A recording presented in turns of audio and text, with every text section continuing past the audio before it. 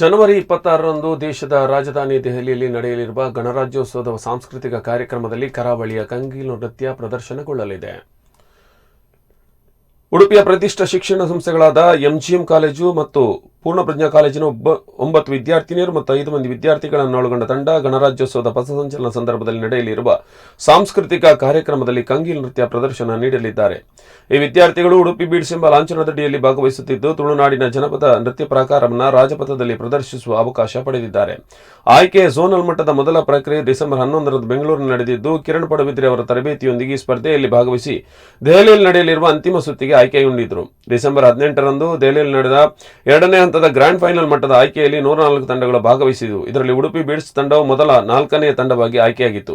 ಗುರುಚರಣ್ ಪುಲಿಪು ಅವರ ಮಾರ್ಗದರ್ಶನದೊಂದಿಗೆ ಈ ತಂಡವು ಸ್ಪರ್ಧಿಸಿತ್ತು. ಅಂತಿಮ ಆಯ್ಕೆಯ ಬಳಿಕ ತಂಡದ ಎಲ್ಲ ಸದಸ್ಯರು ಜನವರಿ 7ರಂದು ದೆಹಲಿಗೆ ತೆರಳಿದ್ದು, ಇದೀಗ ಅಂತಿಮ ಪ್ರದರ್ಶನದ ತಾಲೀಮಿನಲ್ಲಿ ಪ್ರತಿನಿತ್ಯ ಭಾಗವಹಿಸುತ್ತಿದ್ದಾರೆ. ವಿದ್ಯಾರ್ಥಿಗಳ ಈ ದೆಹಲಿ ಪ್ರಯಾಣವೇ ಒಂದು ರೋಚಕವಾಗಿದ್ದು, ತಮ್ಮ ದೃಢವಾದ ಇಚ್ಛಾಶಕ್ತಿ ಮತ್ತು ಮನೋಬಲದಿಂದ ಹಲವಾರು ಎಡರು ತೊಡರುಗಳನ್ನು ಎದುರಿಸಿ ಒಂದೊಂದೇ ಹಂತಗಳನ್ನು ಗೆಲ್ಲುತ್ತಾ ಬಂದು ಅಂತಿಮ ಪ್ರದರ್ಶನಕ್ಕೆ ಆಯ್ಕೆಯಾಗಿರುವುದು ಶ್ಲಾಘನೀಯ.